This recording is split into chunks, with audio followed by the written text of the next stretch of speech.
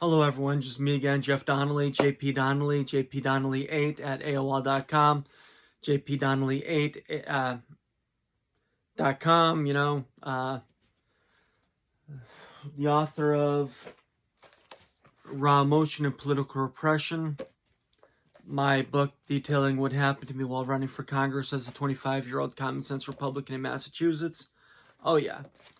Basically, when I wrote that book, I didn't think that the government could get the Massachusetts state government could get any worse than they did, but they did. So that right there just details a lot of corruption. And, yeah. So I've been facing corruption for about 13 years now. And it's not fun. So today I just got an email from Assistant District Attorney Hobbs out of the Springfield, Massachusetts District Attorney's Office, Gugliani, or whatever the hell his name is. He's a joke.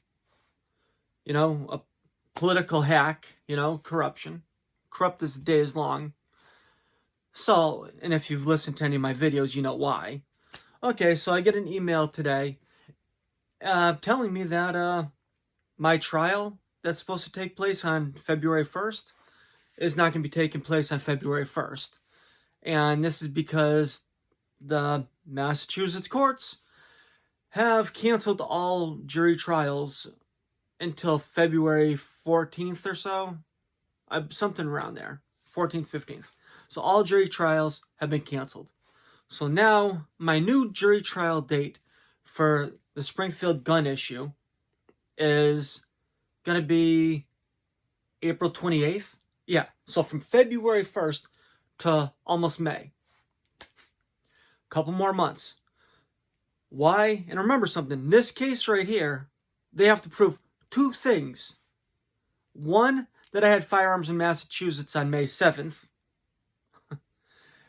And two, that I had a valid Massachusetts gun license on May 7th, when my firearm license expired on April 24th, and my firearms were moved out of Massachusetts on April 24th. So, I'm still facing these charges. And these charges are what the Springfield, Massachusetts Police Department used in order to get a judge to make me turn in my firearms that were out of state. So yes, remember something. The judge ordered me to turn in firearms to the Springfield Police Department that were in Vermont, which is highly unethical and highly illegal. Because because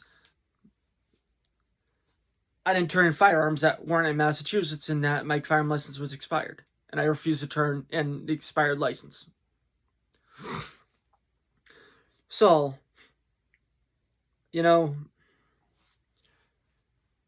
what you guys don't understand, or maybe you do understand, when they push this out, several months out, I do suffer from anxiety. I never did before, but after all of this corruption I've been facing for the past 13 years, over the past decade, it's done a number on me inside. Anyone who's ever had anxiety knows it feels like a heart attack you're having. And every single time that the Commonwealth of Massachusetts acts illegally, it just affects me more and more and more. It feels like I'm dying from the inside. And I believe that you would too if you were going through what I'm facing right now. I don't want you to feel sorry for me. But what I want is I want you to understand what it's like to actually be a victim of corruption. I fought for people. I've had jobs where I fought for, I fought for, coworkers. I fought for whoever I could fight for. I'll do whatever I can do for someone. That's just who I am. But look right now. Look at this. Look at just what's been going on for the last year. Just the last year. The District Attorney's Office, Hampden County District Attorney's Office, contacted the Munson Police Department and compelled Lieutenant Gasparini to file charges against me from something that he had investigated over 5 years prior, where he found that no like wrongdoing was done. But no, the political hack in the Hampden County District Attorney's Office contacts him and tells him to file these charges. Within 30 days of my firearm license being up for renewal. Why? Because when I ran for mayor of Springfield, I made sure that at every debate I went to, I made sure to push the simple fact of this. How can I be suitable for a Massachusetts firearms license to carry, but not suitable for renewal on my business license, my hawker peddler's business permit, a door-to-door salesman permit, to sell the book I wrote, Raw Emotion of Political Repression. Every debate I went to, I put a target on my back. And what did they do? They shot that target by ordering the Munson Police Department to file charges. And what did they do? They filed charges. The police department notified me that the charges were being filed. I went to the courthouse. They told me that there was no charges. I contacted the district attorney's office. They said there were no charges. And then the day after, I get a phone call at 10 o'clock in the morning, on Friday going into Easter weekend, from a Munson police officer telling me, "Were you aware that you had an arraignment today?" And I'm like, "No." He's like, "Can you get down here?" I'm like, I'm on my way. He's like, "Okay, I'll let them know you're on your way." If I didn't show up for that, I would have had a straight warrant for my arrest. And I would have been arrested and spent Easter in the Ludlow House of Corrections. And also Monday, which was probably a holiday, so I'd be maybe released on Tuesday for not showing up to an arraignment that I couldn't even be notified of. And right there, I was released on my own reconnaissance. They just said, "You would have no contact with the alleged victim in this case." I'm like, I'm perfectly fine with that. I haven't had contact with this person in over 5 years. I don't want to have any contact with the person. They're a scumbag, plain and simple. Okay. So then all of a sudden, we go up to, what do we go up to? We go up to, on April 23rd, me filing an application for a renewal on my gun license. What did the city of Springfield do? They send it back. They don't even cash a check. They don't even put in for the renewal. I get contacted on May 7th, telling me I turn in my firearms and my firearm license. I'm like, the firearms are in Vermont. The city of Springfield Police Department were notified on April 23rd in my renewal application that the firearms were going to Vermont.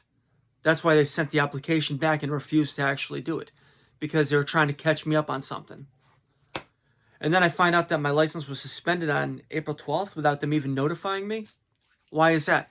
Because if I would have been caught with my firearms, with a firearm from April 12th to May 7th when they finally contacted me, I would have been brought to jail for having a firearm with a suspended license. You see how that works? It's more corruption. It's a way of them hoping to catch me and hoping to be able to go after me for something else. They realized this guy's not putting himself in a situation where we can catch him. So boom, May 7th, they contact me once again on a Friday. Wanting me to meet with them, knowing that my firearms were in Vermont. Knowing that my firearm license was expired. I refused to meet with them. Then all of a sudden, I'm arrested on Monday morning because they filed for an application for a straight warrant for my arrest. Saying that they thought I was going to use these firearms to commit a crime. And I was dangerous and this and that and everything else, right? Okay, the judge says, you've got to turn in your firearms to the city of Springfield by Monday. Okay. I show up Friday trying to turn them in. Trying to make arrangements to turn them in to the Springfield Police Department. They refuse. What do, though? They make arrangements to go to Vermont to confiscate these firearms through a Massachusetts judge's order for Thursday, a week. So if I'm such a dangerous individual where they need a straight warrant for my arrest because they think I'm going to commit a crime with firearms, why did they wait a week after I tried to turn them in by the judge's order? It just shows that they're bullshit. It shows that they didn't find me as a threat. They just wrote down what they wanted to write down to get a straight warrant for my arrest. They had me arrested. And when I was arrested for that, ADA Hobbs, who's a veteran, he should be ashamed of himself, you know. I'm sitting there in a yellow jumpsuit after being tied to a bed and having my clothes cut off me. Yeah. Strapped to a bed and having guys cut off my clothes. How would you feel about that if that happened to you? So what does he try to do? He tries to have me held on a $5,000 $5,000 cash bail. The public defender I had stated right in the Zoom hearing, I thought you were trying to go for $500. He's like, oh no, I changed it to $5,000. How would you feel knowing that no one you have has $5,000 cash to provide a bail to have you released off of something that's not even a crime? Ask yourself that. How would you feel? Then all of a sudden, I go to court for a motion to dismiss that I filed. I show up to court, and what happens? The judge looks at the magistrate at the end of the roll call or whatever, everyone's done for the day, for the morning, right, session, and says, is that all for today? And the magistrate says, yes, it is, Your Honor. Judge leaves. I walk up to the bailiff. I'm like, well, how about my case? He knows exactly who the fuck I am. He tells me, oh, well, your case, the assistant district attorney's not ready. ADA Joyce is not ready. What the hell do you mean she's not ready? She's there, but she's not ready. So, once again, I'm having an anxiety issue here. I go in the lobby, having an anxiety issue. I take off the mask. I'm fully vaccinated. And what happens? Watch the videos. You'll see exactly what happens. Well, you won't see it all because, they deleted the video footage. And then the judge said that, that they're not policing, that they can do that they don't have to save it. Yeah. That's perfectly fine. Perfectly okay. You arrest someone, and then you delete the fucking footage that shows exactly what happened, but that's okay. How is that okay? How is it okay to delete the footage? It's not. So, at least I don't think it is. Do you think it is? Okay. So what happens then, That when I get arrested there, the Hampden County Assistant District Attorney wants to revoke my bail on my original case. So now he wants to send me to the Ludlow House of Corrections for 30, maybe 90 days without the right to bail. What happens in 3 months? Or with COVID, even longer? You lose everything that you've worked your whole life for.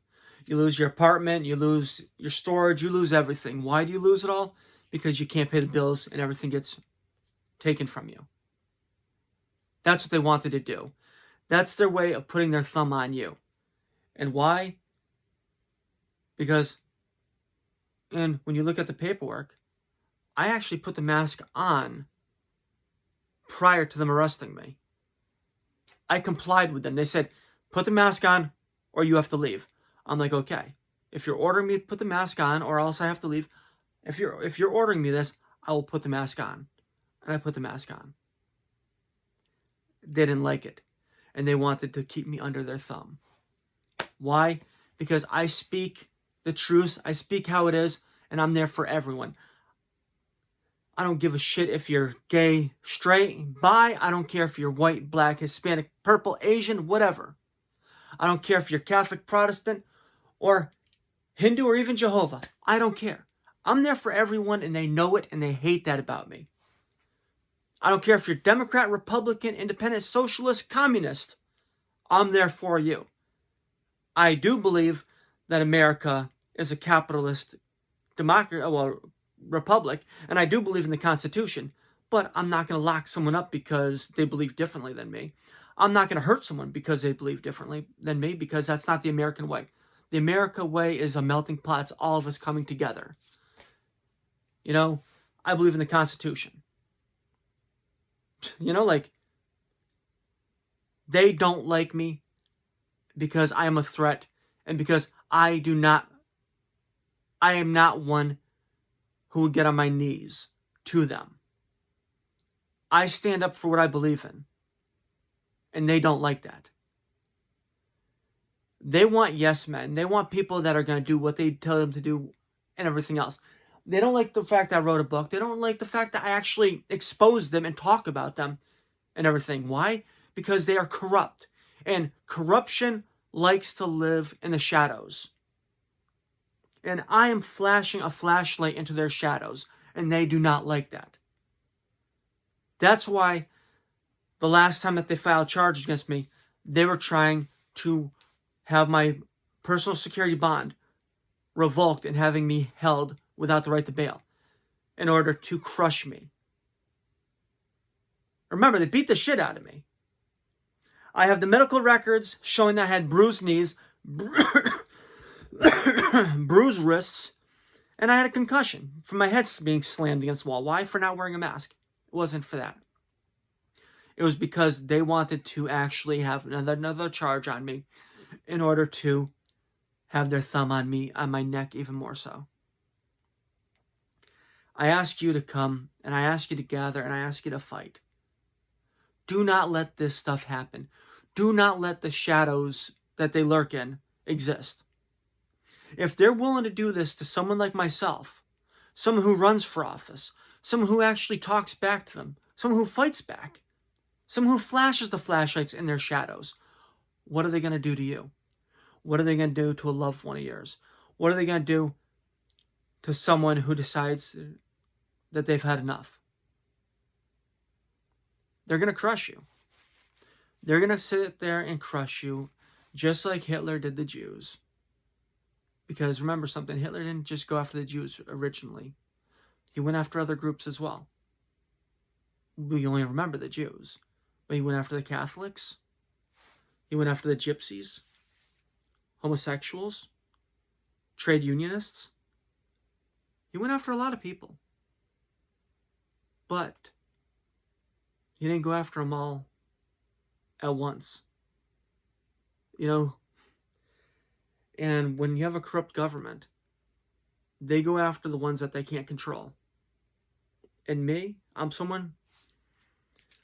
just not meant to be controlled. I fight for what I believe in. And I believe in exposing corruption. Watch the rest of the videos and ask yourself this. If what I'm saying is the truth, and please consider it being the truth, because if you don't, I will meet with you. I will show you all the documentations I have and everything else. I will show you the documents to prove everything I've said and more. But, you know, any help you can give. I'm not asking for a handout. If you want to buy a book, that'll help me out a lot too. If you want to buy a piece of artwork, buy a piece of artwork. If you want to buy, basically, if you want to send a donation, it can be sent to my P.O. box, which is down below. You know, my PayPal is jpdonnelly8@aol.com, which is also listed below. You know, my Instagram, jpdonnelly8, jpdonnelly8_ art, jpdonnelly8_ photo. You know, like, anything that you can, any help you can provide will be much appreciated. And I just wanted to give you an update, you know, like, of what's going on with this trial. You know, the other two ones, I don't have trial dates scheduled yet. I've got February 15th, where Lieutenant Gasparini is going to have to take the stand and testify, as well as the alleged victim is going to have to take the stand and testify for that motion to dismiss, based upon the individual, the alleged victim, destroying the evidence, and Lieutenant Gasparini also destroying the evidence in this case. You know, being clothing in videos and stuff like that. So, if on February 15th you want to go to Palmer District Court for this motion, I'd love to see you there. It's Commonwealth versus Jeffrey Donnelly. Call him up, ask him what day it is. Hell, if you want to film it, film it. I'm an open book. I say it how it is, and I don't sugarcoat anything. You know, the book I wrote, I'm not a hero in it. I wrote the good, the bad, and the ugly about myself. Because I don't give a shit. I'm not sitting here trying to sugarcoat who I am, what I've done. I'm not a perfect person. I'll never claim to be. But I will tell you this, I'm not a scumbag. I'm not someone that's ever done anything intentionally to hurt anyone. Okay, have a good night, you guys.